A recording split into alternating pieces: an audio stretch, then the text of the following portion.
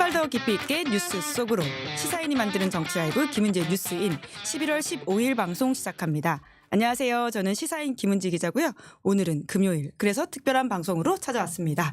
생방송으로 진행하고 있는데요. 저희가 이 조합 모시기 위해서 한 달 가까이 공을 들였거든요. 세 분 바로 인사드리겠습니다. 안녕하세요. 안녕하세요. 네, 안녕하세요. 네, 이제 바로 왼쪽부터 조국혁신당의 박은정 의원님이시고요. 네, 안녕하세요. 네, 가운데에는 기본소득당의 용혜인 의원님이십니다. 네, 용혜인입니다. 반갑습니다. 네, 그리고 가장 끝에는 저희 더불어민주당의 임미애 의원님 모셨습니다. 네, 임미애입니다. 네, 저희가 센 언니 특집이라고 약간 가제를 붙여봤는데요. 방송 시작 전에 임미애 의원님이 항의하셨습니다. 센 언니 아니고 부드럽다 이렇게 이야기하셨어요. 그래서 제가 외유내강이라고 말을 바꿨어요. 센 언니 하면 약간 용인 서로. 의원 캐릭터가 네, 예, 워낙 지금 국회에서 출중한 역할을 해주고 계시다 보니까 제가 이렇게 농담 비슷하게 이야기를 드렸는데요. 여성 의원님들이 가지고 있는 또 힘과 파워뿐만 아니라 지금 정치 현안들 같이 이야기 나눠보면 좋을 것 같아가지고 모셨으니까요. 오늘 좀 제대로 현안 이야기 나눠봤으면 좋겠습니다. 지금 정치 현안이 센 언니를 만드는 것 같아요. 아, 결국은. 네, 그렇지 않은데 그 센 언니 캐릭터를 만드는 그렇죠. 것 같습니다. 조금 말씀하시지만 또 박은정 의원님의 이야기도 굉장히 또 이게 세지 않습니까? 네, 내용은 아주 강할 수밖에 없어서 예, 그렇습니다. 네. 이렇게 세 분 같이 방송하시는 건 처음이신 거죠? 처음이죠. 네. 네. 약간 너무- 어색하시긴 하실 것 같은데. 네. 아니에요. 그래도? 국회 또 본회의장에서 뵙고 또 반갑게 인사하고 또 두 분 너무 뵙고 싶었던 오. 여서 아니면 상임위가 다르기 때문에 이렇게 뵐 기회가 없었거든요. 그런데 오늘 매우 반갑습니다. 네, 댓글창에 이미 어벤져스 조합이다. 이분들 고정해달라라고 하는 이야기들도 굉장히 많은데요. 환영의 이야기들과 함께 또 혹시 뭐 이렇게 용혜인 의원님 뭐 관련해가지고 인사 나누실 게 있으실까요? 제가 너무 말씀 기회를 안 드린 것 같아가지고요. 뒤에 이제 이야기하면서 나누면 될 것 같습니다. 네, 알겠습니다. 오늘 워낙 엄중한 또 현안이 터지다 보니까 또 시작부터 너무 또 밝게 이야기하기가 어려웠던 것도 있는 것 같은데요. 그러니까 이재명 대표 1심 선고 결과가 지금 징역 1년에 집행유예 2년이 나왔고 이재명 대표가 항소하겠다라고 바로 밝혔는데 좀 관련해서 어떻게 예상을 하셨습니까? 임미애 의원님부터 여쭤보겠습니다. 저희 오늘 아침까지만 해도 저희 의원들이 다 그 결과를 어떻게 예측했냐면 당연히 무죄다 이렇게 예측했죠. 일단 기소할 때부터 이게 기소할 만한 사안이냐라는 얘기가 많았었고 또 당내에서 법조계에서 몸을 담았던 분들 모든 분들의 분석 자료에 비추어 봐도 이것은 당연히 무죄다. 그런데 혹여 정권의 그 눈치를 보느라고 사법부가 약간 부담스럽다면 한 80만 원 정도, 50만 원 정도의 벌금형에 그치지 않겠느냐라는 분석이 대세를 이루었는데요. 아까 결과를 보고서 이게 순간 말이 안 나오는 거예요. 예, 이게 너무나 황당한 판결이었거든요. 이게 우리 당원들이나 지지자들 모든 분들의 지금 분노 게이지가 여기 머리 끝까지 올라가 있을 것 같다는 생각이 좀 듭니다. 네, 박은정 의원님은 법조인 출신이시잖아요. 네. 그러니까 애초에 검찰이 구형을 2년을 했을 때부터 이런 결과가 나올 거라고 혹시 예상하셨나요? 이게 이제 정치 검찰에 의한 사법 살인이죠. 구형이 너무 높기 때문에 판사 입장에서는 매우 심한 부담감을 느꼈을 것 같고요. 그럼에도 불구하고 이 선고를 이제 당선무효형에 해당하는 선고까지 내리는 것은 너무나 과도한 판결이라고 저는 생각을 합니다. 그래서 오히려 이 판결로 국민들 분노가 더 높아져서 내일 아마 집회에 더 많은 분들이 나오실 거라고 생각을 합니다. 그리고 사실은 이 정치검찰에 의한 이 사법살인은 예상이 되어 있었고 순서대로 가는 거예요. 사실은 이제 지금 뭐 이재명 대표에 대한 이 가혹한 수사와 기소 재판, 다음에 이제 문재인 대통령, 그 다음에 또 조국혁신당의 조국 대표님, 이렇게 해서 이 진영을 무너뜨리려는 이 정치 검찰들의 이 플랜이었던 거죠. 그래서 순서대로 가는 것인데 이럴수록 모두 그냥 하나의 대호로 정치 검찰 권력 이 정권과 맞서야 된다. 그래서 모두 힘을 합쳐야 된다. 저는 그렇게 생각합니다. 네, 용혜인 의원님 어떻게 보셨습니까? 네, 사실 이 공직선거법상의 허위사실 공표가 크게 두 가지가 있거든요. 하나는 이제 뭐 학력, 재산 가치, 객관적인 정보를 이제 허위 사실로 네. 공표했을 경우가 있고 이 이재명 대표 그 사건처럼 이제 어떤 행위에 대해서 허위 사실 공표다라고 해서 기소를 하게 되고 재판을 하게 되는 경우 이 두 가지가 이제 법 조항에 있는데 사실 이제 이 두 번째 거 행위에 대한 것들은 너무나 귀에 걸면 귀걸이, 코에 걸면 코걸이이기 때문에 잘 기소도 잘 하지 않고요. 기소를 한다고 해도 당선 무효 판결이 나오는 경우는 10% 미만입니다. 네, 그 당선 유지 판결이 80%, 무죄 판결이 한 13% 정도가 나오는데 행위에 대해서 이게 제가 2022년 이제 국정감사 때 이 사안을 좀 들여다봤었는데요. 이 아무리 사정당국이 공정하게 수사를 한다고 하더라도 정치적인 시비와 쟁점화를 피할 수 없는 게 바로 이 조항인 거죠. 반대로 놓고 보면 그렇습니다. 지난 대선 과정에서 당시 윤석열 후보가 내 아내는 도이치모터스에서 이제 오히려 손해만 보고 손 털고 나왔다라고 했는데 검찰의 보고서를 보면 23억 정도의 이제 시세 차익을 누렸다라는 것이 이제 드러나게 됐잖아요. 근데 이제 이 윤석열 대통령 당시 후보자의 이 말을 자기는 와이프한테 그렇게 들어서 그렇게 믿었다라고 하면 그거를 그러면 유죄로 볼 거냐 아니면 무죄로 볼 거냐 이런 애매한 상황들이 벌어지는 거죠. 그래서 독일이나 일본 같은 나라들에서는 이런 행위에 대해서는 허위사실 공표죄를 적용하지 않고 있습니다. 그래서 선관위에서도 사실 당시 대선 때 이게 논란이 됐지만 선관위가 고발해서 기소한 게 아니거든요. 검찰이 이제 수사해가지고 기소를 한 거예요. 그러니까 선관위에서도 애매하다고 판단했기 때문에 직접 고발하지 않았던 것이고 저는 이 부분은 그래서 좀 법 개정까지도 우리가 논의를 해야 된다라고 좀 봅니다. 근데 이게 김문기 건에 대해서는 뭐 이게 허위사실 유포가 아닐 수도 있다라는 판단을 한 건데 결국 백현동 그 용도 변경과 관련돼서 협박을 받아서 했다라는 부분이 허위사실이라는 거잖아요. 그런데 이미 당시에 국토부가 용도 변경에 소극적인 이재명 그 시장을 향해서 직무유기로 걸겠다, 문제 삼겠다라는 얘기를 했거든요. 그리고 이 자료가 이미 재판 그 혐의 사실에도 이게 들어가 있는 거예요. 그렇다면 협박이라는 거는 그죠. 내가 느끼는 사람의 향해서 이게 증명이 될 수밖에 없는 네네. 거거든요. 거기다가 직무유기로 걸겠다는 국토부의 얘기가 있었다면 이거는 분명히 당사자 입장에서 협박으로 느낄 수밖에 없는 거죠. 근데 이거를 허위사실이라고 혐의를 인정했다라는 게 이게 말이 안 되는 거죠. 그래서 저는 이거는 2심에 가서 엄밀하게 좀 따져본다면 이건 충분히 해명될 수 있는 거다라는 생각을 해요. 네, 기소와 관련해서는 박은정 의원님도 좀 지적하신 부분들이 있던데요. 특히 대선 관련해서 용인 의원님도 아까 이야기를 해주셨는데 그 잣대라면 다르게 볼 수 있는 것들이 꽤 있다라는 취지 아닙니까? 그 선거법 관련해서 윤석열 후보 측의 지금 선거법 위반 사건들 고발된 사건들은 검찰이 하나도 기소한 게 없습니다. 전부 다 무혐의하고 불기소했거든요. 그에 반해서 비슷한 사안인데도 불구하고 이재명 대표에 대해서는 가혹하게 기소를 했고요. 그 지금 문제가 된 오늘 이제 판결 난 사건들에 대해서도 비슷하게 뭐 김문기를 알았다 몰랐다 이런 것도 그렇고 검찰이 뭐 과도하게 제대로 수사 자체를 안 했어요. 윤석열 후보에 대해서는. 그런데 이 이재명 대표에 대해서는 막 그 영혼까지 끌어가지고 그 기소를 했다 한 사안이고요. 그리고 실제로 그 윤석열 후보가 대선 당시에 용해인 의원님께서도 말씀하셨다시피 뭐 10원 한 장 손에 피해 준 적이 없다. 장모에 대해서 이렇게 이야기했다고 그 전해지죠. 도이치모터스 관련해서 손실만 봤다. 그리고 그 공범들하고는 연락하지 않아 손절했다. 이런 내용들은 그 후에 그 언론 보도나 이런 걸 통해 가지고 그것이 거짓이 아닌가 이런 의혹 제기 보도가 많이 났어요. 네네. 그러면은 그건 당연히 수사를 제대로 해가지고 기소를 할 수밖에 없는 사안인데 이제 대통령에 대해서는 지금 공소시효가 정지가 그 형사소추가 중지가 되어 있잖아요. 예.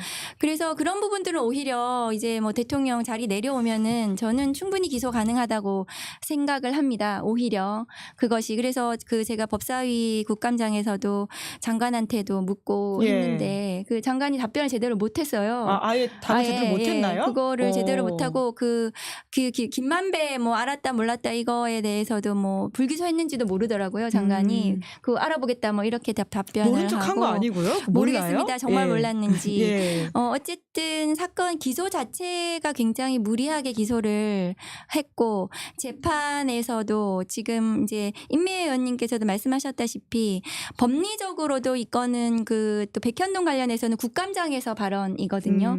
그러면은 국회 그 증감법상의 그 증인 보호에 그 해당하기 때문에 아마 그 법리적으로는 그 부분이 충분히 논란이 될 수 있고 그 심리가 제대로 돼야 될 사안이 아니었나 생각을 하고 항소심이나 대법원 가서 그 법리적인 부분에 대해서는 저는 뒤집히지 않을까 이렇게 왜냐하면은 국회 증감법상 그 증인의 증언에 대해서 불이익을 받지 않도록 되어 있거든요. 아, 네네. 그래서 그런 부분이 충분히 제대로 받아들여지지 않고 굉장히 과도한 형이 선고가 된 것 같습니다. 네, 오늘 이제 여권에서는 이제 사필 규정이다라는 식의 단어들을 굉장히 많이 쓰면서 일종의 사법 리스크가 결국 이제 현실화됐다 이런 식의 주장을 하고 있거든요. 이에 대해서 민주당은 좀 어떤 입장이죠? 근데 저는 그들은 그렇게 말을 하겠죠. 그렇게 되길 바라니까. 근데 결국은 이런 재판의 결과를 끌어낸 재판부가 요구하는 생각하는 건 의도하는 게 뭘까 생각해보면 결국은 민주당이 이걸로 인해서 좀 흔들리지 않을까?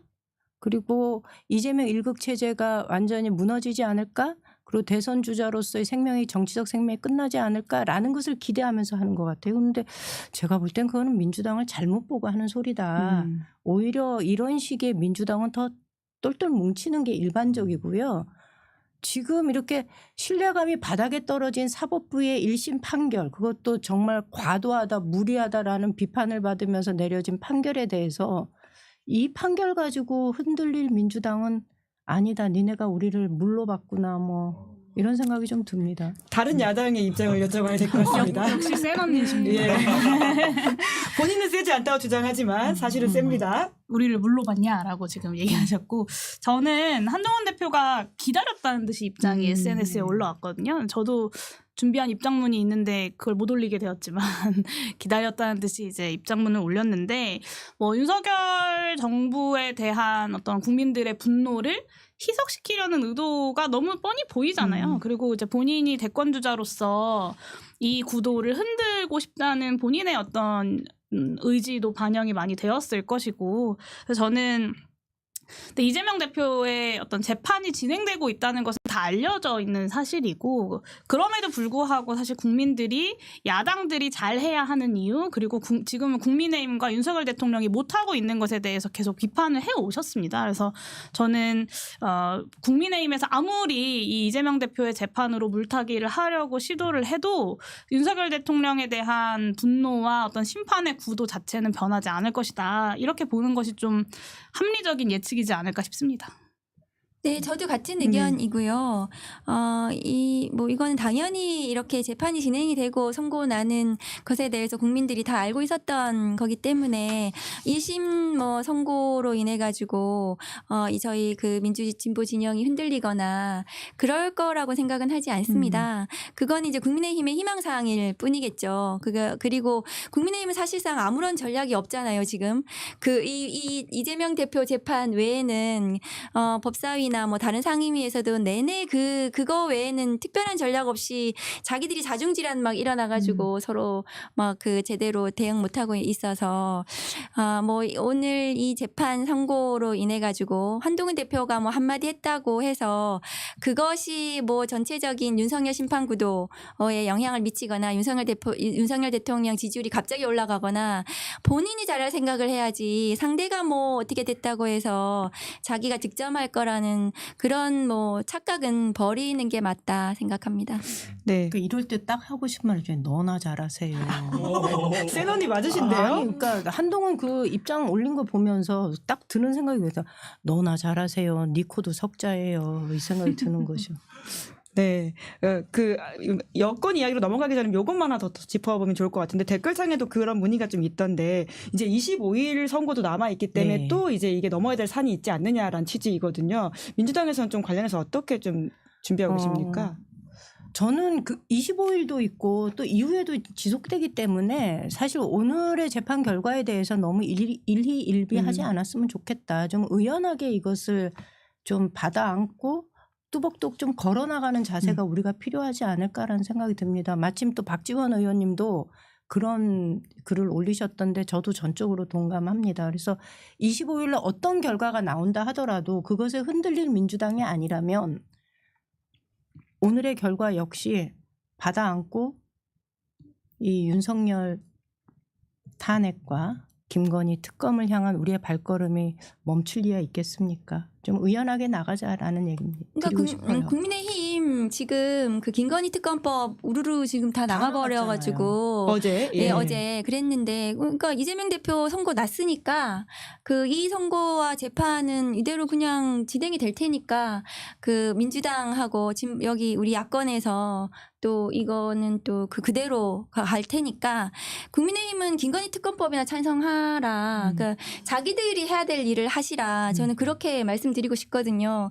그러니까 뭐 이걸 계속 연계해가지고 뭐 이재명 대표 선고가 났으니까 뭐 마치 자기들은 뭐 정당한 것처럼 이렇게 가서 뭐 하고 있는데 그렇게 가지 말고 자기들의 의무 김건희 특검법에 찬성을 해서 윤석열, 김건희 부부에 대한 잘못에 대해서도 국민의 심판, 국민의 재판, 국민의 평가를 받고 재판에서 제대로 그 자기들도 소명을 하라. 그 얘기를 저는 하고 싶거든요. 네. 김건희 특검법 재의결이 이제 28일로 예정돼 있지 네. 않습니까? 결국은 이제 그쪽으로 모든 이슈들이 이제 흘러갈 가능성이 큰데, 근데 결국은 200석의 문을 지금 세 번째 두드리고 있는 거지 않습니까? 네. 어떻게 전망을 하십니까? 어떻게 좀 재의결이 될 거라고 저는 희망하고요.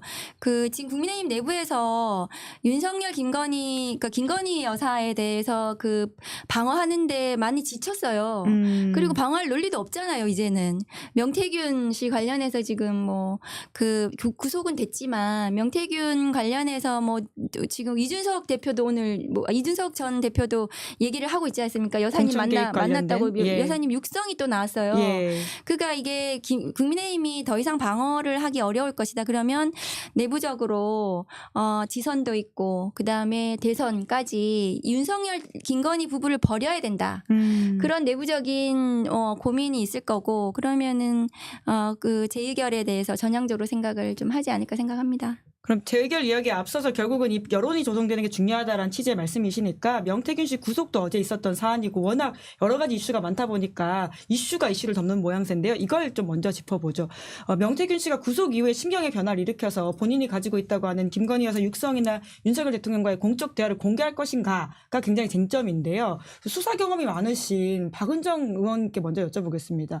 보통 구속이 되고 나면 이 피의자가 심경의 변화를 일으켜서 결심을 하게 되나요? 더더욱이 위축되죠. 구속이 되면은 뭐 취약한 상태잖아요. 예. 그래서 검찰의 울타리 안에 들어가 버렸잖아요. 검찰을 안도할 겁니다. 검찰을 안도할 네, 것이다. 안도할 거고 그리고 이 사건에 지금 오늘 중앙지검에서 그 공천 개입 이런 사건들 시민단체에서 고발한 사건을 창원으로 보냈어요. 제가 중앙에 끌고 와가지고 특수본 설치해야 된다고 그렇게 주장을 했는데 네. 창원으로 사건을 다 보내가지고 뭐 수사를 제대로 할지 모르겠습니다. 그러니까 명태균 입장에서는 그 어쨌든 검찰의 손에 들어가서 자기가 어쨌든 나중에 뭐 구속 취소라든가 보석이라도 받아내려면 검찰에 유리하게 뭔가 해줘야 되지 않나 이런 고민을 할 수도 있는데 흔들릴 수 있는데 그렇게 되면 점점 수렁에 빠질 거라고 저는 생각을 해요.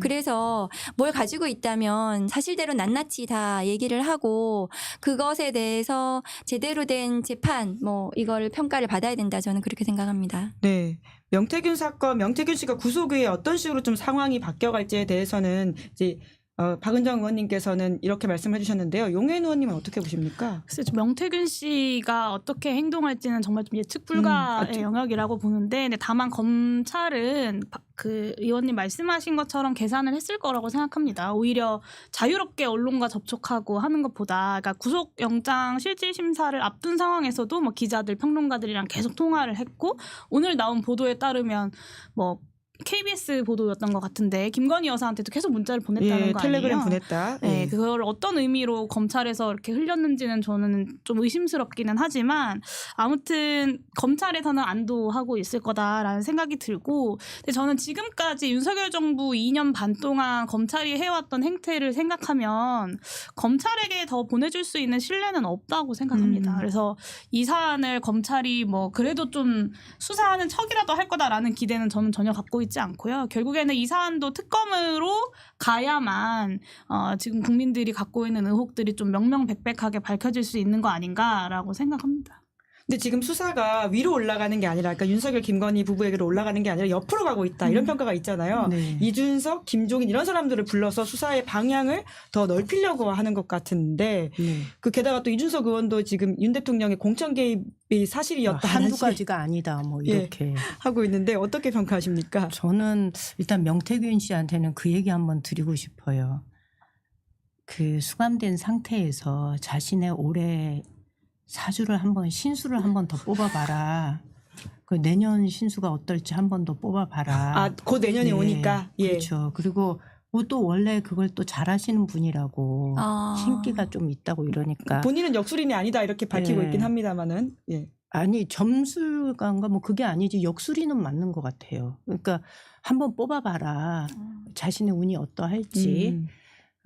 그렇게 꼭 얘기를 좀 드리고 싶어요. 그러니까 이게 무슨 얘기냐 하면 검찰의 그 철창 아래 굴복해서 자신이 살아남을 수 있을 운이라면 굴복하는 게 맞겠지만 우리가 익히 알고 있는 검찰은 강한 사람한테 강하게 나가지만 약한 사람한테는 강한 사람한테는 무지 예, 약한데 강약 약한 예. 사람한테는 완전히 밟으려 그러거든요. 그런 사례가 될 여지가 있기 때문에 지금 자신이 어떻게 행동하느냐에 따라서 오히려 자신의 구명줄은 다른 곳에서 열릴 수 있으니 당신의 신수를 한번 더 봐봐라라는 얘기 좀 드리고 싶고요. 그리고 아까 말씀하신 것처럼 이게 자꾸 옆으로 퍼지잖아요. 네. 그래서 요즘 사실 이준석 대표가 어떻게 나올지가 좀 많이 재밌어졌어요. 근데 이 사건의 본질은 이렇게 명태균의 정치 자금과 관련된 것이 아닙니다. 명백하게 윤석열, 김건희 부부가 어떻게 공천에 개입했는지, 어떻게 후보 경선 과정에서 여론을 조작했는지 저는 이게 핵심이라고 생각하거든요. 그렇기 때문에 설사 수사를 광범위하게 확대해 나가면서 초점을 흐리려고 하는 의도가 있을지 몰라도 다수의 국민들은 이 사건의 초점은 이게 아니라 여전히 윤석열, 김건희 부부에게 가 있다는 것을 잊어버릴 국민은 없다. 그러니 그 본질이 흐트러지지 않도록 우리가 정신 똑바로 차리고 검찰의 수사 방향을 지켜봐야 된다는 생각합니다. 네. 이제 네, 그 예전에 도이치모터스 주가 조작 공범들이 주고받은 편지에 김건희 여사만 달리고 못 빠지고 우리만 달리는 상황이 있을 수 있다라는 이제 편지를 주고받았잖아요. 아마 이준석 대표 지금 그런 생각하고 있지 않을까라는 생각이 좀 들고, 좀 윗부분으로 수사가 올라가기 어려울 것 같다. 그래서 특검이 필요하다라고 판단하는 이유 중에 하나가 그 검찰의 구속영장 청구서에 보면 이런 표현을 사용했다고 해요. 명 씨가 대통령 부부랑 친밀한 관계라고 과시하면서 돈을 받았다 주변에. 그리고 일반인이 정당 공천 과정에 관여했다고 주장하고 이를 통해서 경제적 이득을 취한 사건이다. 모든 범행을 주도적으로 명태균 씨가 기획하고 실행했다. 그러니까 이게 명태균 씨가 혼자 대통령을 팔아서 기획하고 실행한 범죄다라는 것을 구속영장 청구서에 이제 명시하고 있는 거죠. 그렇게 해서 영장이 발부가 된 거여서 검찰에서 더군다나 창원으로 그렇게 다 보내버린 상황에서 검찰이 윗선으로 수사의 어떤 수준을 끌어올릴 것이라고 기대하기는 좀 어려운 상황인 것 같습니다. 그 논리에 따르면 지금 예. 이런 내용이면 사실은 정치자금법 위반이 아니라 사기가 들어가야 되는 거죠. 명태균 씨가 사기를 그렇죠. 쳤다. 사기를 친 거죠. 윤석열, 김건희 부부를 피해자 삼아서 사기친 그렇죠. 사기범이 된다. 그리고 구조적으로 범죄 사실 이제 그렇게 거짓말을 해가지고 돈을 받으면 사기로 오히려 네. 구성을 해야 되는 그런 건데, 이제 정치자금법으로 이제 의율은 그렇게 했지만 사실상 이제 말씀하신 그렇죠. 대로 사기처럼 이렇게 범죄 사실을 작성한 부분이 없지 않아 있고, 그리고 또 하나 문제는 뭐냐면 지난 대선 대선 과정에서 미래한국연구소에서 실시한 여론조사, 그 다음에 피해 날과 같이 뭐 그 시사극 경남이 의뢰해가지고 실시한 여론조사가 굉장히 문제가 많았다는 것이 저희 그 의원실에서 그 분석을 했거든요.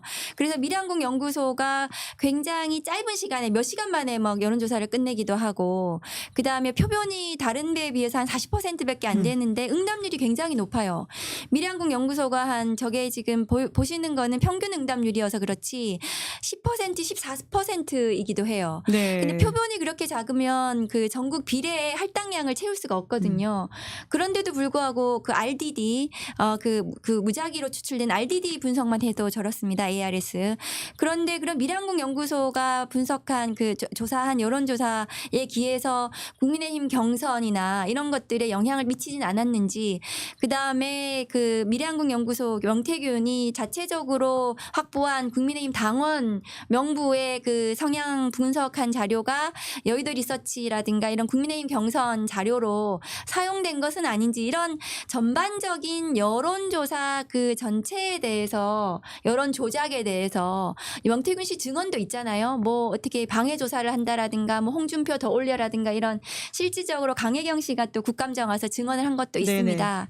그런 불법 여론조사를 통한 도둑맞은 대선은 아니었는지, 이런 부분에 대해서 다 광범위하게 수사가 진행이 돼야 된다, 이 사건은. 그런데 지금 창원에서 그렇게 작게 수사를 해서는 안 되는 사안인 거죠. 그래서 근데 지금 용혜인 의원님 말씀하셨다시피 검찰이 그런 수사를 제대로 해내겠는가 기대하기가 매우 어렵다. 사실 이 사건 그렇게 작년 12월에 보죠. 들어간 건인데 그 사이에 맞아요. 계속 네. 뭉개고 있다가 5월에 정유미 지검장이 오면서 사건의 성격 자체를 좀 틀어버렸다, 이런 좀 지적도 나오고 있지 않습니까? 소위 말하는 친윤 사단에 계시는 분이다, 이런 지적도 있고요. 네, 근데 이 사건은 이제 그 창원지검장이 결정하는 사건은 아니고 검찰총장이 공공수사부 통해서 그 대검에서 이제 지휘를 할 건데요. 사실상 검찰총장이 뒤에서 지휘하는 거죠. 그런데 제가 말씀드리는 거는 총장이 앞에 나서서 국민들 앞에 총장 직활로 특수본을 만들어라는 거죠. 그래서 선관위까지 포함해가지고 여론조작에 대해서도 수사를 해야 되니까 검경 선관위까지 합동수사본부 형식으로 국민들 앞에 제대로 된 신속한 진상규명을 해야 된다, 그런 주장을 조금 하고 있거든요. 근데 지금 뭐 좀 검찰에서는 그렇게 할 생각이 없어 보이죠. 당장 굉장히. 특검은 좀 네. 시간이 걸리니까 특수본이라도 특수본은 몇 해라, 달 이런 시간이 걸리죠. 말씀이시죠. 옛날에 예. 그 박근혜 대통령 당시에도 중앙지검에서 특수본에서 수사를 하다가 특검으로 갔거든요. 그랬죠. 예. 그러니까 이게 국기문란 뭐 탄핵으로 갈 수도 있는 사건이기 때문에 당장 이제 그 총장이 직활로 수사를 치러지고 국민들 앞에 책임을 지고 수사를 진행해야 된다, 저는 그렇게 봅니다. 네. 검찰에 대한 기대가 영으로 수렴하는 센 언니들이다라는 식의 댓글도 달려 있는 거가 보이는데, 워낙 그동안 검찰이 보여준 행태들이 있기 때문에 단순히 여기 계신 의원님들만이 아니라 아마 구독자분들도 비슷한 생각을 하고 계시지 않을까라는 생각은 드는데요. 또 하나 좀 여쭤볼게. 이준석 의원이 여튼 본인이 이제 몰리니까 2022년 지선에서 윤 대통령이 공천 개입을 하려고 했다. 그래서 강서구청장 시장 그리고 포항시장 이렇게 지금 선거 개입했다라는 식의 구체적인 이야기도 하고 있거든요. 네. 이건 어디까지 좀 파장이 될 거라고 보십니까? 네, 저는 일단 이준석 대표의 말이 계속 바뀌고 있다는 걸 하나 짚어야 될 것 같아요. 그러니까 7불사 회동 보도, 홍매화 보도가 나오고 나서 개혁신당과 이준석 대표의 입장이 뭐였냐면 2022년 보궐선거 공천 개입에 대해서 당대표인 나는 몰랐다. 그리고 두 번째가 김건희 공천 개입 제보를 받았는데 완결성이 떨어져서 폭로 기자회견을 안 했다. 완결성이 떨어졌다. 그리고 나는 몰랐다라고 얘기했거든요. 근데 지금은 2022년 보궐선거 공천뿐만 아니라 강서구청장 선거를 비롯해서 여러 지역구의 대통령의 공천 개입이 수시로 발생해왔다라는 걸 이제 본인 스스로 막 폭로하고 있는 거잖아요.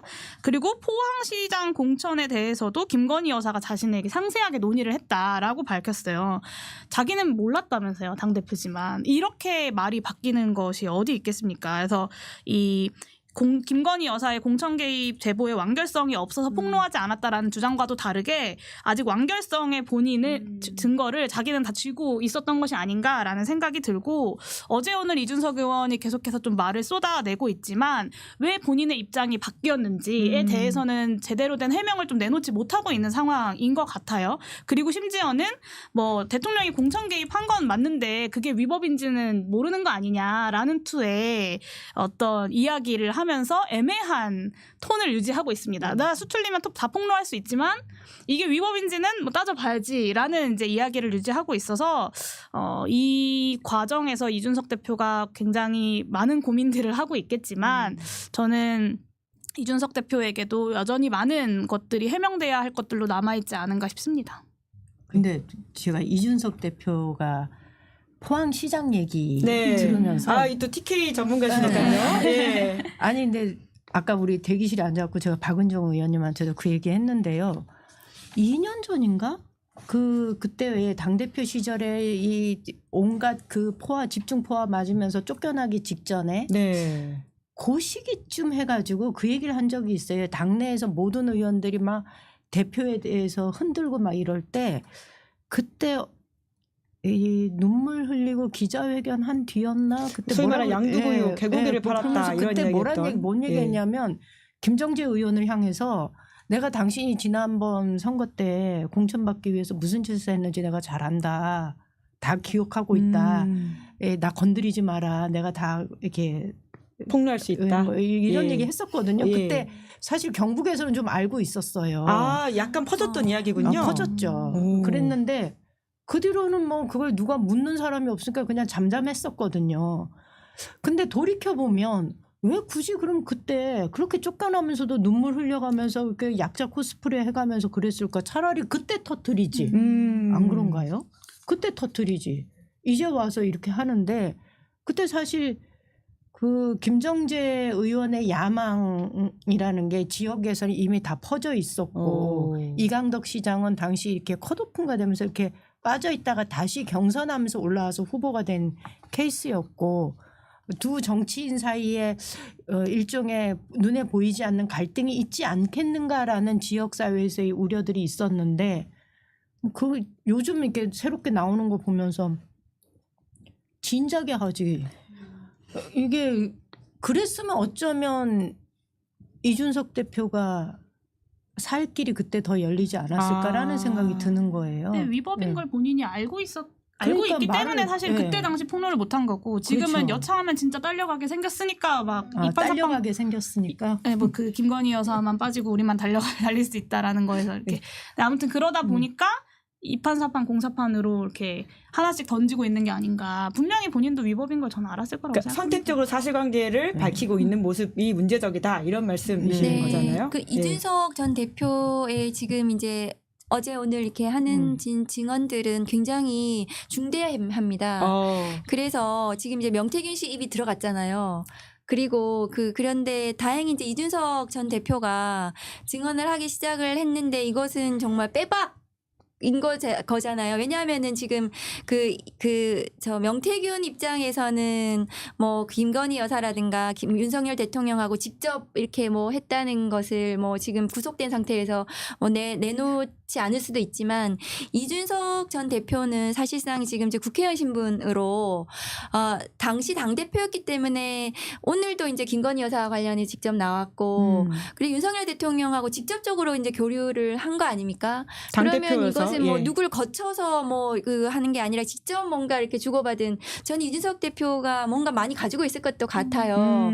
본인이 예전에 어디서 봤는데 뭐 다 녹음하고 있다 자기는 뭐 전화 이런 것들을 과거에 뭐 원희룡 장관과의 통화도 네네네. 녹취를 그거 공개하기도 하고 했었죠. 있다 그래서. 녹음된 게 더 자동으로 뭐 어디 저장된 구글 데 올라간다고 뭐 이렇게 또 네. 얘기를 하기도 하고 그래서 저는 지금이라도 이제 이준석 전 대표가 얘기를 해주고 있어서 다행이고 본인이 명태균처럼 되지 않으려면 다 내놔야 돼요. 명태균처럼 네, 된다는 게 어떤 지금 의미세요? 지금 어쨌든 옆으로 퍼지면서 이준석 의원을 타겟으로 뭔가 이렇게 수사를 할 수도 있지 않겠습니까? 검찰이요? 검찰이 예. 지금 윤석열, 김건희 눈을 좀 이렇게 돌리기 위해서 그러면 이준석 대표가 자기가 지금 당시에 이제 위법했던 것들이 있었다면 지금 그걸 다 내놓고 제대로 이게 수사가 진행이 되도록 윤석열 대통령 관련해서 직접 공천 개입이라든가 이런 것들 강서구청장 관련해서는 뭐 저는 거의 다 나온 것 같거든요. 얘기가. 그래서 저는 이준석 전 대표를 좀 오히려 이렇게 북돋아줘야 된다. 너무 막 뭐라고 하지 말고 그래서 좀 열심히 좀 얘기를 하라 이렇게 좀 하는 입장입니다. 그리고 어제 김건희 특검법도 찬성을 하셨더라고요. 그래서 끝까지 좀 제대로 할 수 있도록 용기를 북돋아줘야 네. 된다고 이렇게 그런 취지에서 말씀을 하시는데 저는 사실 정치를 처음 배울 때 어떤 정의감이나 이런 것으로부터 시작을 했다면 지금의 이준석 대표의 행보는 좀 다를 거라고 생각합니다. 예. 어떤 중대한 상황이 발생했을 때 판단하는 기준이 있는 거죠. 이것이 정의로우냐 그렇지 않느냐. 그런데 어쩌면 이준석 대표는 사실 우리 정치 역사사에 보기 드물게 원픽에 의해서 여기까지 올라온 아주 그 바닥을 모르고 박근혜 시작한, 전 대통령의 정치인이거든요. 피규어. 그런 경우에는 바닥의 민심과 같이 호흡하면서 정의를 바로 세워야 된다라는 것으로 정치의 그 목적을 가지고 있는 사람은 드뭅니다. 예. 그렇게 본다면 제가 볼 때는 이준석 대표를 응원하는 거는 필요하지만 그렇다고 해서 그분이 어떤 지금 시기에 결단을 내려야 하는데 그 결단의 시기에 자신이 가지고 있는 모든 자료를 정의를 바로 세우겠다는 관점에서 이것을 내놓기를 기대하는 거는 참 무망한 일이다라는 생각이 좀 듭니다. 그러니까 저는 정의 이전에 윤석열 대통령의 과오 혹은 위법에 본인의 과오가 같이 있는 거잖아요. 그래서 저는 윤석열 대통령의 과오를 인정하는 것이 본인의 과오를 인정하는 것이기 때문에 그건 참 힘든 일일 거다라는 측면에서 그렇게 크게 기대를 하지는 않아요. 그러다 보니까 사실은 당대표랑 대통령 간의 공천 논의할 수 있다 이런 이제 궤변을 늘어놓고 있는 거잖아요. 근데 저는 그 장면이 기억이 났는데 이준석 대표가 예전에 당대표는 대통령 후보의 부하가 아니다 이런 이야기를 했어요. 선거 때 그런 이야기 했었죠. 네. 대선 때. 근데 사실은 대통령 부하처럼 공천에 대한 어떤 여러 가지 요청들을 다 수용하고 그것을 실제로 실행하고 도장 찍었다는 것들이 지금 밝혀지고 있는 거고 본인 스스로도 그런 증언들을 하고 있는 거잖아요. 그래서 저는 좀 본인이 과거에 했던 과오들을 국민들 앞에 좀 깔끔하게 털어놓고 책임질 것들은 책임지는 자세가 필요하다는 말씀을 좀 드리고 싶고, 네. 뭐 그런 것들이 그나마 이제 이준석 대표가 윤석열 대통령과는 조금이나마 다르다라는 것을 국민들이 볼 수 있는 포인트가 될 것 같다. 근데 그걸 못하면 결국엔 윤석열 대통령과 똑같은 정치인으로 남지 않겠냐 싶습니다. 그럼 일종의 결자해지를 해야 된다라는 차원의 말씀이신 것 같네요. 저도 동의하고 양두구육한 그 책임을 본인이 져야 되겠죠. 그런데 응원하지 않는 취지는 아니고 얘기가 좀 더 많이 나와야 되는 상황이거든요. 지금 그 윤석열 대통령의 공천 개입 이게 한두 건이 아니었을 걸로 보여지잖아요. 지금 그런데 그 이준석 대표가 당시 자신이 다른 사람 아닌 본인이 경험한 것들이 많을 것이다. 그래서 그것에 대해서 충분히 자기가 다 얘기를 하고 어쨌든 본인이 심판을 받아야 되겠죠. 그거에 대해서 평가를 받아야 되고 그런데 지금 중요한 타깃은 윤석열 대통령 부부인 겁니다. 그래서 수사가 그쪽으로 흘러갈 수 있도록 그러니까 이게 옆으로 퍼지지 않고 타겟을 정해서 수사가 위로 올라갈 수 있도록 좀 해야 된다.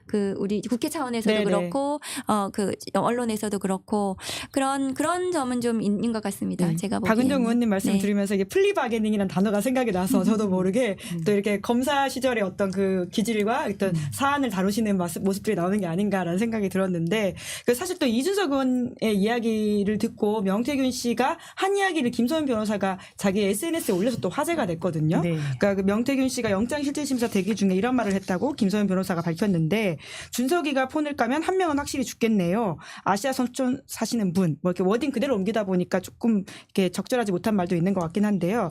이 말은 결국 명태균 씨를 통해서 여권 여권이 다 같이 뭔가 공멸하는 어떤 분위기까지도 가고 있는 것 같은데 도통 이 사건의 파장은 어디까지 가서 어떻게 마무리될까 이게 또 궁금하신 분들 많을 것 같거든요. 어떻게 보십니까?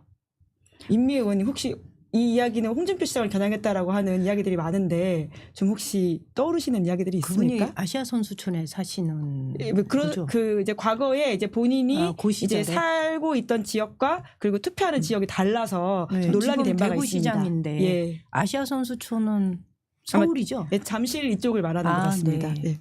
근데 다들 홍준표 시장을 얘기한다고 하니까 대구 시장님이신데. 네. 그리고 지금은 아니실 수도 있는데요. 네. 아마 이제 근데 제가 보기에는 윤석열 대통령, 김건희 여사, 그다음에 그 명태균이 세 사람이 한 팀이었던 것 같아요. 그러니까 그 검찰에 있을 때는 윤석열, 김건희, 한동훈이 한 팀이었다가 정치로 나오면서 이 세 사람이 한 팀으로 뭔가 많은 일을 했을 것 같고. 그러면서 한동훈 빠진 자리 명태균이 네, 들어간 그렇죠. 건가요? 제가 보기에는 그렇게 들어가서 이 정치 뭐 대선을 거머쥐는 그러니까 일까지 같이 한 것이 아닌가 의심스럽고 그 과정에서 명태균이 가지고 있는 것들이 윤석열, 김건희 관련해서 그 중에서 이제 하나 아시아 선수촌이 나온 것 같은데 그 외에도 지금 많이 있을 건데 김소연 변호사가 이제 자기가 취득한 정보가 저거인 것 같아요. 보니까. 그런데 지금 명태균 씨 입장에서는 저 아시아 선수촌에 사는 분이 그분이 맞다면 굳이 뭐 그분을 지금 이렇게 타겟으로 해가지고 뭐 별로 이렇게 득점할 건 없는 상황인 것 그러니까 같은데 제가 맞습니다. 득점할 게 없는데 굳이 그분이 맞다면 네. 득점할 게 없는 상황인데 저렇게 올리는 거는 아까도 잠깐 그 생각이 들었는데 저거는 법적으로 문제돼서 죽는 게 아니고 부끄러워서 쪽팔려서 죽는 거다. 도둑 맞은 대선이 우리한테도 도둑 맞은 대선이지만 어쩌면 홍준표한테도 도둑 맞은 대선이거든요. 그때 경쟁자였으니까요. 네. 예. 그러니까 맞습니다. 얼마나 부끄럽습니까?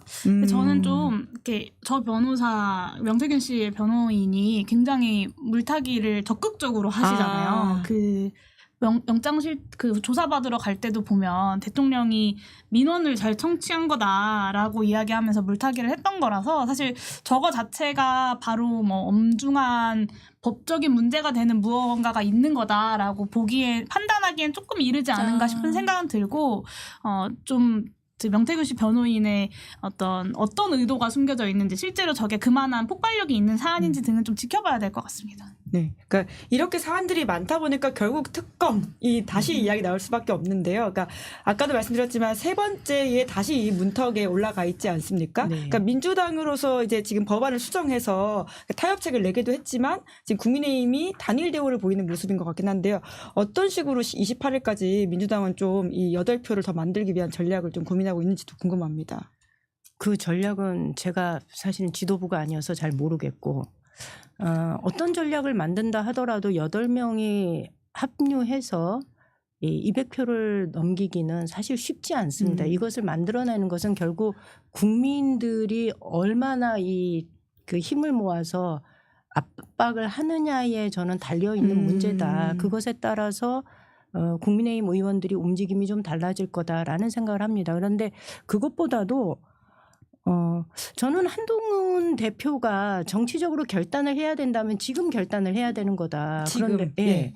지금 결단을 해야 되는데 뭔가 새로움을 보여주고 싶어가지고 막 안달은 했는데 실제로 보여준 게 한 개도 없지 않습니까? 보여주려면 재표결 때 이걸 보여줘야 되는 거거든요. 그런데 한동훈이 보여줄 수 있는 정치력의 한계라는 게 여기서 드러나는 것 같아요. 여전히 바뀌지 않을 것 같은. 그래서 어쩌면 우리가 3차에 또다시 실패하더라도 우리는 어쩌면 다시 4차를 준비하면서 여전히 국민과 함께 이 문제를 풀어나가려고 노력해야 되지 않을까. 그리고 한동훈한테도 네가 사는 길은 이 길이다라는 것을 압력을 넣는 것이 필요할 것 같아요. 한동훈 대표한테 압력을 넣는 것이 필요하다 이렇게 이야기하셨는데 근데 사실 또 한동훈 대표가 당내 본인 이슈로 또 지금 일정 부분 뭐 괴로움을 앓고 계시다라는 소문이 있거든요. 그러니까 그렇죠. 본인인지 아닌지 모르겠지만 여튼 친윤계에서 문제 제기를 하고 있는 소위 말하는 당 게시판 사건이라고 하는 게 있어서 너무 유치하지 않아요? 저는 아직 사실관계가 밝혀지진 않았습니다만 아니 난 그게 보면서 이게 댓글 조작이 아주 익숙했던 정치인들한테는 이게 가능하구나라는 생각이 좀 들기도 하고 옛날에 방심위원장 류희림, 저도 그 생각했어요. 예, 고발사주, 똑같은 민원사주. 네, 딱 똑같은 거예요. 음. 그들의 머릿속에서 나온다는 게 결국은 이 수준밖에 안 되는구나라는 생각이 좀 들었어요. 이게 당대표가 사실이 아니길 바라지만 네, 본인은 지금 뭐 아니다 이렇게 밝히고 있긴 합니다. 근데 그 이름이 네. 어떻게 그렇게 공개가 되었는지 잘 모르겠어요. 이게 의도적인 건지 아니면 시스템의 오류였는지. 한동훈 대표의 지금 이제 리더십을 기대하기는 사실상 좀 저는 불가능한 상태인 것 같고 그거 해결도 제대로 못할 것 같은 지금 친윤계와 친한계가 서로 그걸로 지금 서로 막 싸우고 있는 상황 같거든요. 그래서 지금 한동훈 대표가 리더십을 보여가지고 8표라든가 이런 친한계를 좀 이렇게 뭐 결집해서 할 수 없을 거라고 저는 생각하고 실제로 한동훈 대표가 또 이 김건희 특검법에 찬성을 할 리도 없다고 저는 생각을 하거든요. 왜냐하면 저는 윤석열 대통령하고 한동훈 대표가 서로 감정적으로는 서로 결별하고 갈라섰지만 이걸 서로를 죽여서 이제 버려서 혼자 살 수 없는 운명 공동체예요. 그래서 제가 정치를 시작할 때부터 이제 그 말씀을 계속 드렸는데 아니다라고 이제 말씀 많이들 하셨는데 지금 이렇게 보면은 한동훈 대표가 지금 이제 특별감찰관 얘기를 하고 있잖아요. 네. 특검 얘기는 하지 않고 특별감찰관은 아무런 반향도 없는데도 불구하고 그거 가지고 또 싸우더라고요. 그 국민의힘 내부에서도 그걸 또 이렇게 하겠다는 할 수 있는 힘도 없어 보이고 그래서 그 특검 관련해서 한동훈 대표가 리더십을 보여서 8표를 하기는 어렵고 다만 국민의힘 내부에 그래도 좀 고민하는 분들이 있지 않을까 생각을 합니다. 각자 도생의 지금 시간이거든요. 국민의힘이.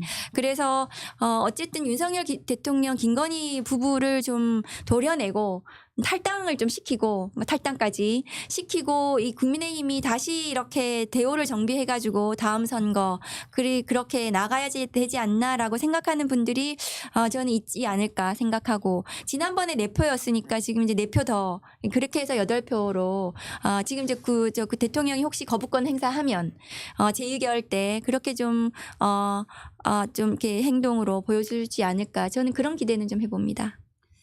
뭐 일단 아직 거부권을 쓴 건 아니죠. 네, 아마 이제 해외 순방 갔다 오면 이제 거부권 행사를 할 것 같은데, 저는 국민의힘의 의원들이 4명 이상 이번에 제2결에서도 찬성할 것이다라고 개인적으로 기대하진 않습니다. 제가 너무 국민의힘 의원들에 대한 신뢰가 없는지 모르겠는데 전혀 그냥 그분들이 어떤 소신과 양심에 따라서 그렇게 표결할 것이다라는 기대는 전혀 하지 않고요. 이번 주 주말에 있는 집회에 얼마나 많은 사람들이 모이느냐 이런 것들을 보고 이제 그분들도 정치적인 판단을 하게 되지 않을까 해서 이번 주말에 많은 분들이 좀 집회에 함께 해주셨으면 좋겠다라는 말씀을 좀 드리고 싶고 오늘 이제 이재명 대표에 대한 재판부 판결 나오고 나서 국민의힘 의원들이 정말 SNS에 글을 많이 쓰더라고요. 그러면서 사법부를 막 극찬을 해요. 뭐 자유민주주의를 지키고 뭐 용기 있는 판결이고 그렇게 사법부에 대해서 신뢰하신다면 김건희 여사 특검과 관련해서 수용하시고 사법부 가서 판단을 좀 받아보시면 좋겠다라는 이야기를 좀 마지막으로 드리고 싶고요. 그리고 국민의힘 내부의 그 한동훈 대표 가족과 관련된 당원 게시판 논란은 얼마 전에 이제 행안위 현안 질의가 있었어요. 어제. 행안위에서 이제 예산안 심사하면서 같이 이제 질의를 했는데 그 여당 국민의힘 간사가 그 똑바로 수사하라고 경찰을 다그치더라고요. 그래서 간사 이름을 모르시는 분들도 있을 수 있으니까 알려주시겠어요? 네, 서초의 조은희 간사가 예. 이제 그 경찰청장한테 제대로 수사해라 이렇게 다그치는 걸 보면서 저 집안도 참 바람잘 날이 없다라는 생각을 했습니다. 네. 판결에 대해서 SNS에 그렇게 적극적으로 올리는 건 용산을 향해서 올리는 거예요. 봐달라 이런 거예요. 봐달라. 네, 네. 그건 분명해요. 지금 이제 결국 집회 인원이 중요하고 네. 또 이제 결국 여론이 불붙어야지 이제 3번째 벽을 못 넘어도 4번째, 5번째 넘어갈 수 네. 있을 거다. 이렇게 3분 다 공통적으로 말씀해 주셨는데 어저께 이상희 의원이 반대 토론하러 나왔거든요. 그러면서 소리가 사실 안 들렸어요. 근데 첫 마디가 들렸어요. 언제까지 특검 할 겁니다. 국민들이 지겨워합니다. 뭐 이런 취지로 얘기를 하는 거예요. 그래서 속으로 앉아서 그런 생각이 드는 거죠. 니네는 3번째가 지겹냐? 우리는 4번, 5번도 할 수 있는데. 그런 생각이 좀 들었어요. 저는 그분 발언하시는 거 어제 처음 봤는데 네. 어떻게 저런 분들이 화수분처럼 계속 나올까라는 생각이 하나 있었고, 또 하나는 이제 왜 계속 특검 하냐라고 하는데 그 말 그대로 한동훈 대표 물론 그 자리에 없었지만 좀 돌려주고 싶었어요. 국민들은 그 과거의 비위 사실과 범죄 혐의에 대해서 제대로 수사하고 사법적인 처분이 이루어지는 걸 바라는데 한동훈 대표는 계속 특감 하고 있거든요. 언제까지 특감 할 거냐라는 말을 좀 돌려주고 싶었습니다. 네. 오디오 빌트 없는 저희의 새 언니들 굉장히 그 세 분 덕분에 지금 오늘 좀 뭔가 마음의 위로가 되는 것 같다. 그리고 이 조합 너무 좋다라는 식의 댓글들이 정말 많은데요. 집회 이야기를 좀 마무리해야 될 것 같습니다. 근데 집회를 내일도 다 가신다고 제가 아까 들었는데요. 그 지금 이제 몇 차례에 걸쳐서 이루어지고 있지 않습니까? 근데 또 16년의 분위기와 지금이 어떻게 갖고 다른지를 궁금해하시는 분들도 많을 것 같은데 16년도 거리를 해보셨을 텐데 뭐 어떻습니까? 좀 비교해 보자면요. 저는 국민의 분노는 다르지 않은 것 같아요. 근데 물론 이제 그런 건 있습니다. 그때보다 더 뻔뻔한 정권이라는 생각은 저는 들거든요. 그러니까 박근혜 정권 당시에는 그래도 대통령이 나와가지고 사과하는 척이라도 한번 하고 했었는데, 지금은 이제 본인이 검사 시절에 했던 말들도 다 뒤집어 가면서 이야기를 하고 있는 거잖아요. 오늘 조정훈 의원이 SNS인가 아침 라디오에 나와가지고 이재명 대표의 페이스북 글을 보고 뭐 이렇게 정치의 연애를 이용한다? 뭐 이런 표현을 썼던데, 저는 지금 대통령은 그렇게 따지면 연애의 정치를 이용하고 있는 거 아니냐라는 생각이 들 정도인데, 그러다 보니 국민들이 너무 말이 안 되는 일들이 많이 벌어져서 좀 이렇게 엄청난 일임에도 불구하고 이렇게 정말 벽을 상대로 대화하는 것 같은 답답함과 막막함을 많이 느끼고 계신 것 같아요. 그래서 제가 광장에서 느끼는 건 좀 정치가 그런 막막함을 돌파할 수 있는 돌파구를 열어야 되는데 그게 뭘까, 이런 고민들을 좀 최근에 많이 하고 있습니다. 저희 의원실에서 이제 경찰에 자료를 요청해서 받았는데 이번 달에 이제 2번의 집회에 예. 경찰이 그 175개 부대가 투입이 됐고요.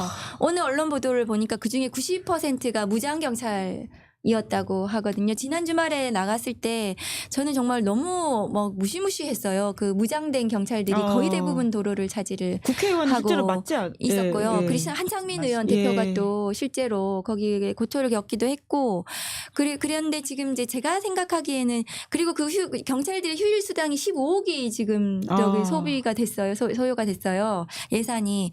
그러니까 굉장히 무리하게 과도하게 지금 초기에 이 집회 상황을 주시하고 있고, 그래서 이 윤석열 정권이 굉장히 무서워하고 있다, 저는 그렇게 생각했어요. 이 불난 민심에 네. 대해서. 그래서 초반에 이것을 제압해야 되겠다. 초반에 이거를 뭐 더 이상 확대되지 않도록 해야 되겠다고 마음 먹은 것 같아요. 그래서 그렇게 과도하게 그 경찰을 투입을 하고 있다. 그래서 그리고 일부러 좀 뭔가 이렇게 그 폭력적인 이런 사태를 유도하는 것이 아닌가 싶은 그런 상황도 저는 느껴지거든요. 이럴수록 국민들이 점점 더 용기를 내셔가지고 이 정권에 맞서야 된다. 그리고 아까 이제 제가 오늘 이재명 대표 선고를 비롯해서 이것은 정치검찰이 자기들의 그 예상한 대로 순서대로 이 진영을 무너뜨리는 그를 하기 시작했거든요. 그리고 그렇게 되면 이제 이쪽에 아무 주자가 없게 되면 나중에 자기들이 이제 한동훈 이런 사람 내세워가지고 어차피 대선은 뭐 1대1 싸움 아니야 뭐 이렇게 해가지고 저 대선에서 이기겠다, 그런 전략인 거예요. 저쪽은. 그러니까 그건 너무나 당연히 예상했던 거기 때문에 오늘 재판 선고로 그 의연하게 대처하시고 오히려 끝까지 더 맞서서 싸우는 모습을 보이고, 아무렇지 않아, 우리는 끝까지 싸울 거야, 이렇게 해서 국민들이 결기를 보여주시면 우리는 반드시 우리가 이길 것이다, 그 말씀 드리고 싶어요. 네, 임미 의원님께는 TK 민심 여쭤보려고 했는데요. 마침 수호천사님께서 이런 댓글 달아주셨습니다. 16년에 대구 동성로에 아이와 나갔습니다. 전국 동시다발로 진행해 주세요. 서울까지 가기 힘들고 정부가 느끼는 압박감도 전국 동시다발이 좋을 것 같습니다. 이렇게 얘기하는데. 맞습니다. 저희가 사실 지방에서 내일 집회 올라오려고 그러면은 고민이 좀 많아요. 버스를 대절을 해야 되나 아니면 기차표를 끊어야 되나 뭐 하여튼 오기가 쉽지가 않고 한 번 오는데 비용이 굉장히 만만찮아요. 왔다 갔다 차비만 해도 근 10만 원씩 깨지고 이러니까 그래서 권역별로 하는 것은 필요하긴 한데 아직은 그래도 힘을 좀 모아야 될 때다라는 생각이 좀 들고요. 16년도에 제가 경험을 한 게 이런 게 있어요. 저희 지역에 그 마늘 장사하시는 분이었는데 제가 지하철역에서 부부를 우연히 만났어요. 그래서 제가 그냥 서울에 뭐 딸이나 아들한테 갔다 오는 길인가 보다라고 생각을 하고 인사를 했더니 이분이 그러시는 거예요. 집회 갔다 오는 길이라고. 근데 정말로 이분이 서울 촛불 집회에 올 거라고는 아무도 생각하지 못했는데 그런 분들마저도 불러냈던 것이 2016년도였거든요. 저는 내일 집회가 좀 비 안 왔으면 좋겠고요. 그래야 좀 많은 사람들이 모여서 함께 서로의 눈을 바라보면서 이 험난한 시국을 살아가는데 그게 위로가 되기도 하거든요. 그리고 내가 가지고 있는 답답함이 나만 가지고 있는 게 아니라 주변에 나와 똑같은 심정을 가지고 있는 사람들이 이렇게 많구나라는 것을 확인하는 자리이기도 하고요. 이런 게 퍼지면 2016년도에 그 평범한 마늘 장사 하시는 분이 거리로 나왔던 것처럼 똑같이 그런 일이 벌어지지 않을까 그런 기대가 좀 있습니다. 그리고 16년도하고 24년도가 좀 다른 건요. 국민의힘이 달라요. 어떻게 다른가요?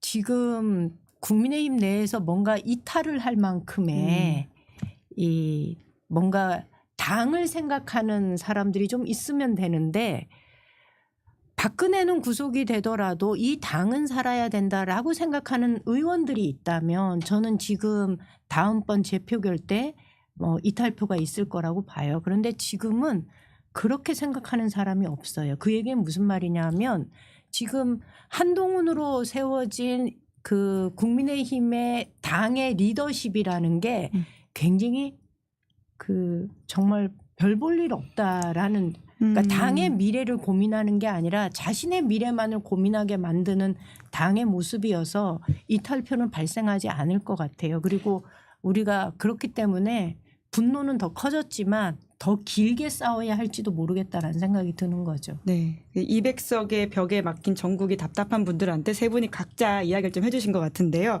저는 오늘 수많은 댓글이 지금 동접도 뭐 이미 1만이 넘은 지가 꽤 됐는데요. 이 댓글이 가장 좋습니다. 자유동경님이신데요. 세 분 이런 막장 상황에서도 품위를 잃지 않아 주셔서 감사합니다. 라고 하네요. 세 분의 역할과 또 앞으로에 대해서 기대하시는 분의 말씀이신 것 같은데요. 각자 못하셨던 말씀으로 마무리하는 시간 가지면 좋을 것 같은데요. 박은정 의원님부터 요 순서대로 가실까요? 네. 제가 아까 말씀드린 바와 같이 흔들림 없이 끝까지 윤석열, 김건희 공동정권을 타도하고 조기종식 시키는데 앞장서서 싸우겠다는 말씀을 드립니다. 국민을 이기는 정권은 없는 거거든요. 그리고 윤석열 대통령에 대한 어쨌든 국민들의 반감, TK 지역에서도 마찬가지고, 이것이 어쨌든 이 정권을 무너뜨릴 것이다. 저는 생각을 합니다. 그때까지 단일 대우로 우리가 가야 된다 이런 말씀을 드립니다. 그리고 아직 이재명 대표에 대해서는 아직 많은 시간들이 남아 있다. 재판에서 다투고 이겨서 이길 수 있을 것이다. 저는 생각을 합니다. 그래서 국민들께서 힘을 모아 주셔야 된다고 호소를 드리고요. 조국혁신당도 그 길에 같이 하겠습니다. 네. 네, 답답함을 정말 많이 듣습니다. 국민들께서 그래서 진짜 200석 되는 거냐, 탄핵이 되는 거냐 이런 이야기들 많이 하시는데요. 물론 이제 국민의힘에게 큰 기대를 하기 어렵기 때문에 답답한 상황인 것은 맞지만 그럴 때일수록 좀 원칙적으로 국민들만 믿고 가야 한다라는 생각을 합니다. 제가 이제 최근에 이제 국회에서 탄핵 추진을 하는 의원 모임이 이제 발족을 했는데 탄핵 이야기를 하면 많은 분들이 이렇게 얘기하세요. 아니 지금 헌법재판관들이 다 윤석열 대통령이 임명한 사람들로 채워지고 있는데 그게 되겠냐. 네, 여러분 돌이켜보시면 2016년, 17년 탄핵할 때는 이명박, 박근혜 9년 동안 보수 세력이 임명한 헌법재판관들이 자리를 차지하고 있었습니다. 그럼에도 불구하고 1,700만 명이 넘는 국민들이 거리로 나왔기 때문에 저는 그런 상식적인 그리고 역사적인 탄핵의 판결을 우리가 만들어낼 수 있었다고 생각하고 그것은 정말 오로지 국민들의 힘이었다고 생각합니다. 큰일 날 뻔했어요. 네. 이번에도 지금 이렇게 무도한 정권에 대해서 심판할 수 있는 힘은 저는 국민들밖에 없다고 생각하고요. 이번 주 토요일 집회에서 많은 국민들 함께 뵐 수 있으면 좋겠습니다. 제가 대구 경북이잖아요. 민주당 내에서 대구 경북의 목소리를 대표하고 있습니다. 이렇게 얘기하는데 많은 분들이 이 상황에서도 어떻게 대구 경북에 변화가 없냐 이렇게 얘기하시는 분들 계세요. 그런데 그렇지 않습니다. 대구 경북도 많이 변하고요. 그 대신 그분들이 아직 민주당을 지지하거나 이런 거는 사실 아닙니다. 예. 그런데 그런 상황에서 우리가 할 수 있는 건 이거예요. 지금의 보수는 정상적이지 않고 그래서 매우 부끄럽다라는 것을 대구 경북 시민들이 깨닫게 하는 것. 그래서 지금 정권에 대한 지지를 아주 소극적으로 만드는 것. 이것이 저희가 사실은 싸움을 할 때에 우리가 거는 목표이거든요. 그분들이 조금 더 나아져서 민주당 지지로 돌아서면 저희 입장에서는 굉장히 반갑고 좋은 일이지만 그것이 어렵다면 지금 상황에서 적어도 지금 윤석열 김건희로 대표되는 이 보수는 보수가 정상적이지 않다. 대단히 부끄럽다라는 얘기를 우리 지역 주민들이 더 많이 보수를 비판할 수 있도록 하는 일을 저희가 해야 되겠다 이렇게 맘먹고 있습니다. 네, 오늘 진짜 고품격 방송이었다라고 하는 리뷰가 쏟아지고 있습니다. 세 분 또 모실 수 있도록 노력하겠습니다. 감사합니다. 감사합니다. 네, 김은재 뉴스인 11월 15일 방송 여기까지고요. 저는 다음 주 오후 5시에 박지원 의원과 함께 돌아오겠습니다. 오늘 방송 재밌게 보셨다면 구독, 좋아요, 알림 설정 부탁드리겠습니다. 고맙습니다. 시사인이 만드는 정치 라이브 김은재 뉴스인 매주